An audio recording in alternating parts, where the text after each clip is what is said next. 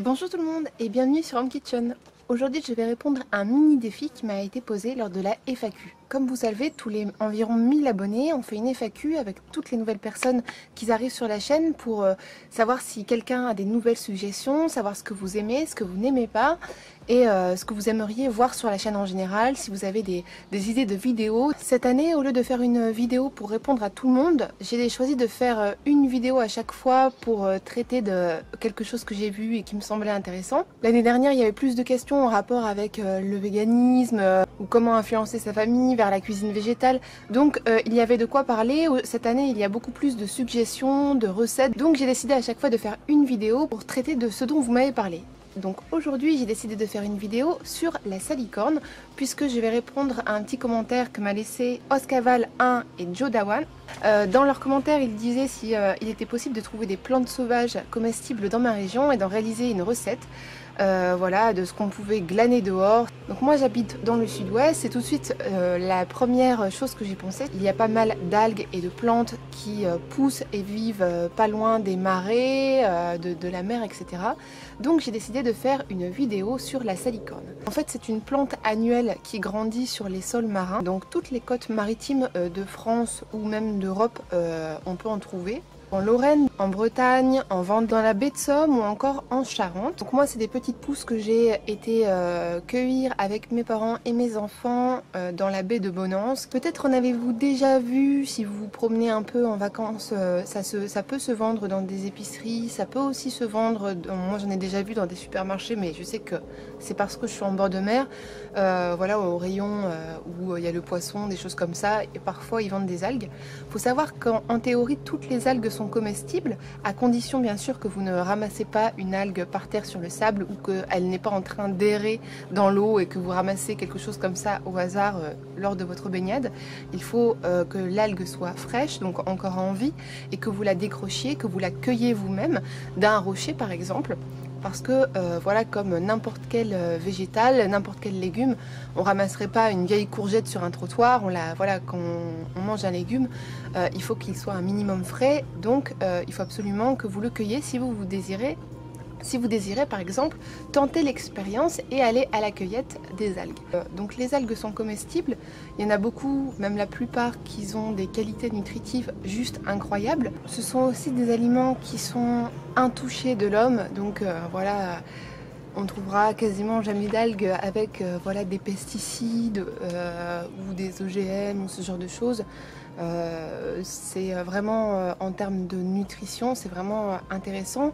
Beaucoup d'entre vous connaissent la spiruline qui est devenue très hype comme supplément alimentaire.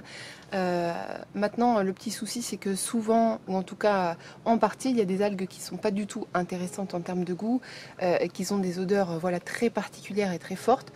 Donc on les mange plutôt en complément alimentaire, séché et mis en poudre, que plutôt que de l'insérer avec d'autres aliments et d'en faire des choses gustativement intéressantes.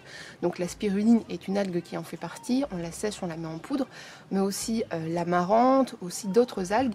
Par exemple, si je vous sors l'algue un peu marron foncé, noir, qui fait des espèces de bulles que très souvent on trouve ou nos enfants s'amusent avec dans la mer, c'est une algue qui est comestible, mais pareil, elle n'a aucun intérêt pour les papilles, voilà, elle n'est pas bonne. Par contre, si quelqu'un un jour voulait la faire dessécher et la mettre en poudre, c'est quelque chose qui pourrait terminer en gélule, tout comme la spiruline et plein d'autres algues. Il y a beaucoup de marchés asiatiques qui vendent des algues qui ont plus d'intérêt pour le goût, comme dans ces magasins de sushi où parfois on peut commander une petite barquette d'algues. Donc je ne sais pas si vous avez déjà essayé, ça ressemble un peu à des spaghettis, des espèces de spaghettis verts très clairs, souvent servis en général avec une sauce soja sucrée et du sésame. C'est juste délicieux, c'est un peu frais, croquant, c'est très très bon, c'est très sympa. Il y a aussi la salade de la mer qu'on peut accommoder de façon différente, qui se mange crue. Donc aujourd'hui, on va parler donc de la salicorne. La salicorne, donc, qui est une pousse tendre, comestible, qui est aussi appelée le haricot de mer ou le cornichon de mer, parce qu'en fait, il se cuisine exactement de la même façon. On peut le faire confire dans du vinaigre juste en le mettant dans des bocals et en le laissant macérer. De même que vous voudriez faire des pickles avec du chou-fleur ou des carottes, vous mettez du vinaigre, des aromates, des baies de guenièvre, ce genre de choses. Ça va vous donner quelque chose d'un peu acidulé, voilà, comme un cornichon en fait. Vous pouvez le faire légèrement poêlé avec de l'ail et du beurre végétal ou de l'huile d'olive. Super bon. Vous pouvez le manger froid en salade après l'avoir blanchi juste 2-3 minutes comme un haricot. Et vous pouvez même l'intégrer dans une omelette végétale. Si certains recherchent une recette d'omelette végane, il y en a une sur ma chaîne, je vous mettrai le lien quelque part là. Et il y a plein de choses comme ça qui sont intéressantes à faire. En 2 minutes, la salicorne, elle est aussi connue pour entrer dans la composition artisanale de certains savons d'Alep. Voilà, je ne le savais pas, mais en recherchant un peu plus pour vous en dire plus sur cette plante, elle rentre encore dans la fabrication des anciens chaudronniers qui ramassaient de la salicorne pour faire des savons d'Alep. Donc c'est assez intéressant. Moi j'utilise souvent du savon d'Alep pour faire ma lessive maison. Un peu plus maintenant que le savon de Marseille parce que c'est un peu plus liquide. Donc c'est plus sympa. Puis au moins il n'y a aucune façon d'endommager sa machine de quelque sorte que ce soit. Et aussi quelque chose de plus intéressant. Il y a eu récemment des études faites à l'université d'Abu Dhabi pour créer du biocarburant avec la salicorne. Donc ça c'était juste incroyable. Si certains veulent aller chercher, voilà, c'est l'université d'Abu Dhabi, et pour la petite anecdote, ils auraient réussi à sortir un fuel avec ça et à faire voler un Boeing 787. Donc voilà, c'est pas si mal. Il y a de la documentation sur ça si certains veulent. Pourquoi pas voilà aussi vous mettre le lien pour vous dire que je dis pas de bêtises. C'est intéressant parce qu'en fait c'est un végétal qui ne se nourrit que de l'eau de la mer, aussi qui pousse dans des terres acides et qui peut résister quand même à une importante sécheresse et à d'importantes températures, à des canicules, etc. Donc pourquoi pas, porteur d'hypothèses futures, on va voir. En termes de nutrition, je suis pas docteur, mais ce que je peux vous dire c'est qu'elle est très riche en iode, en fibres, en minéraux, magnésium, calcium, potassium, silicium et manganèse. Je sais pas comment on se dit ce mot, je suis désolée, manganèse, mais bon, on ne tarit pas d'éloges et cette plante voilà, passe même parfois dans des petits magazines de nutrition. Donc aujourd'hui je vais vous faire une recette extrêmement simple, très facile à réaliser pour l'été. Souvent on fait des salades de nouilles, des salades de riz, des salades de pommes de terre.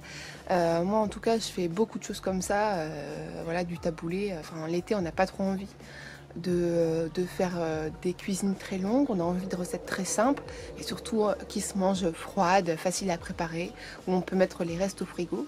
Donc on va faire tout bêtement une salade de pommes de terre à la salicorne et c'est vraiment pas mal. Donc je vous le conseille si jamais vous allez promener le long de côtes maritimes en France. Et ben vous m'en direz des nouvelles, vous pourrez aller à la cueillette avec vos enfants tout comme moi et du coup me donner un petit retour sur ce que ça a donné votre essai avec la salicorne. Donc tout de suite, la liste des ingrédients.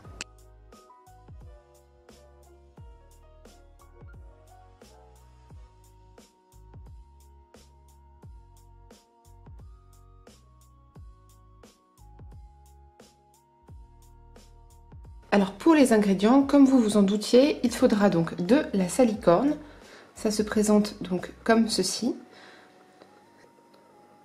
C'est légèrement craquant, c'est comme des petits haricots comme ça. Vous voyez, donc on va enlever les parties qui ne nous intéressent pas pour garder vraiment ces petites parties-là qui sont tendres. Ensuite, on aura besoin de pommes de terre. Moi, je vais mettre un oignon rouge. On va sûrement les faire rôtir un petit peu. Vous pouvez faire de la manière que vous voulez. Moi, je veux aussi mettre un peu d'huile d'olive, de sel, de poivre. Ici, c'est un medley de petites graines, pignons de pain, graines de tournesol. C'est assez sympa à mettre dans les salades. Et ici, ce sont des petits oignons frits à parsemer aussi. J'ai l'habitude de mettre ces petites choses dans mes salades. C'est un petit peu gourmand. Voilà, c'est des petits plus qui rendent la chose un petit peu travaillée, un petit peu esthétique, un petit peu voilà, gourmande en bouche. Mais c'est tout à fait facultatif et franchement, sentez-vous libre d'aller avec votre imagination et de faire ce qu'il vous plaît.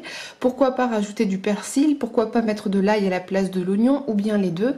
Enfin bref, vous avez bien vu, il y a un grand champ de possibilités. Tout bêtement, je commence par détailler mes pommes de terre dans des petits cubes comme ça pour pouvoir les blanchir, les pré-cuire très légèrement. Je laisse toujours la peau parce que je prends des patates bio et j'aime la peau dans les pommes de terre. Puis je les plonge dans l'eau bouillante pour environ 10 minutes, juste comme un petit flash avant de les passer à la poêle. Pour la salicorne, je vais commencer par la trier, couper toutes les petites parties qui seraient un petit peu trop voilà, de la branche, qui seraient un petit peu peut-être jaunes, abîmées, qui auraient un peu grillé au soleil, pour garder seulement les belles parties vertes et tendres. Donc vous voyez, tout ce qui est un petit peu sec et tout ça, ça sert à rien de le faire cuire. Donc vous la triez bien et puis ensuite on va la rincer à l'eau claire. Donc vous voyez à la fin, il nous reste plus que les plus belles pousses. Et les petites parties où il y a des branches comme ça, vous les enlevez. Une fois que vous les avez bien lavées et goûtées, vous avez deux solutions. Soit vous faites une préparation chaude et dans ce cas-là, vous pouvez les sauter juste avec voilà, un tout petit peu d'huile d'olive, de l'ail, exactement comme vous ferez avec des haricots verts. Soit vous pouvez aussi les blanchir 2 minutes, 3 minutes, juste pour les attendrir, pour les faire cuire et ensuite les laisser refroidir pour les incorporer dans une salade de pommes de terre ou de riz ou de ce que vous voulez. Donc, comme il fait très chaud en ce moment, moi je mange beaucoup de préparations froides. J'ai décidé de simplement les blanchir express dans la casserole, dans un fond d'eau, pour environ 5 minutes. Hein. Ça ne demande pas beaucoup de cuisson. Après avoir blanchi la salicorne, donc le moyen pour voir si elle est bien cuite, c'est tout simplement, comme encore une fois comme les haricots verts, il faut en fait que cette espèce de petit haricot puisse, vous voyez, ne plus tenir droit comme un i sur lui-même. Il a perdu de sa rigidité, il se plie, il est mou, donc ça veut dire qu'il est cuit. Donc ensuite, si on veut la jouer puriste et faire les choses bien, on prépare un petit récipient avec des glaçons et de l'eau froide et on vient mettre tout de suite la salicorne pour la refroidir immédiatement et qu'elle garde une belle couleur bien verte.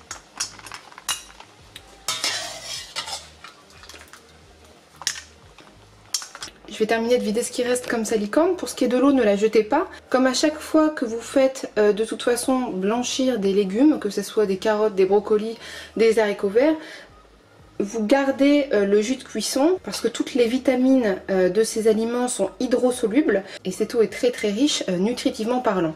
Donc c'est pas forcément très facile à boire.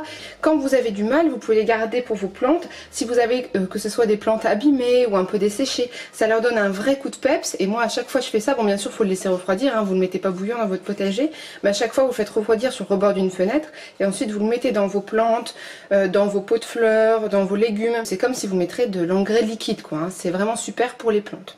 Donc là on va sortir nos petits haricots verts. Normalement vos petites patates sont prêtes aussi. On va juste les faire sauter légèrement avec un petit peu de sel, un petit peu d'huile d'olive.